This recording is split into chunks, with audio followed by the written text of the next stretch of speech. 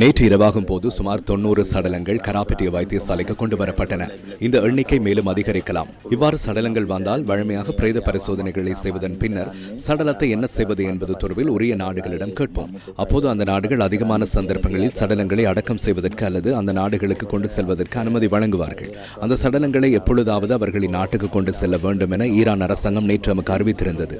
ஆனாலும் நிலவும் போர் நிலைமையால் அதனை நம்மால் உடனடியாக செய்ய முடியாது என்பதால் சில காலம் இந்த சடலங்களை இங்கு வைத்திருக்க நேரிடும். அதற்கு தேவையான குளிரூட்டி வசதிகள் நம்மிடமில்லை. பாரிய எண்ணிக்கையிலான சடலங்களை நீண்ட காலம் வைத்திருப்பதற்கான வசதிகள் இல்லை. ஆகவே அதற்கு தேவையான குளிரூட்டிகளை நாங்கள் கொள்வனவு செய்ய நேரிடும். அதற்கான நடவடிக்கைகளை நேற்று மாலை எடுத்திருந்தோம். இன்று சடலங்களை குளிரூட்டிகளில் வைக்க தேவையான நடவடிக்கை எடுக்கப்படும்.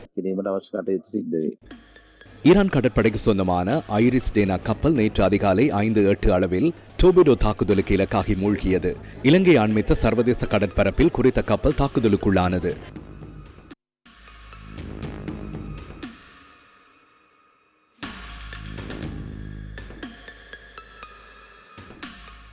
கப்பல் மூழ்கும் போது கப்பலில் 180 பேர் இருந்ததாக ராய்ட்டர்ஸ் செய்தி சேவை தெரிவிக்கிறது.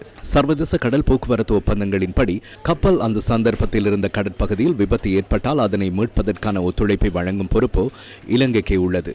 அதற்கமைய இலங்கை கடற்படையினர் மீட்பு நடவடிக்கைகளில் ஈடுபட்டதுடன் 32 பேரை பாதுகாப்பாக மீட்டனர். அவர்கள் தற்போது கராப்பட்டி தேசிய வைத்தியசாலையில் சிகிச்சை பெற்று வருகின்றனர்.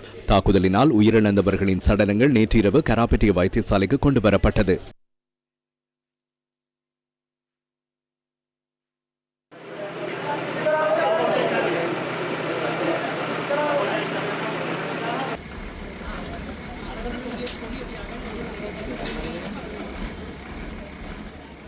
தற்போது கராப்பட்டி வைத்தியசாலையில் பாதுகாப்பு பலப்படுத்தப்பட்டுள்ளது.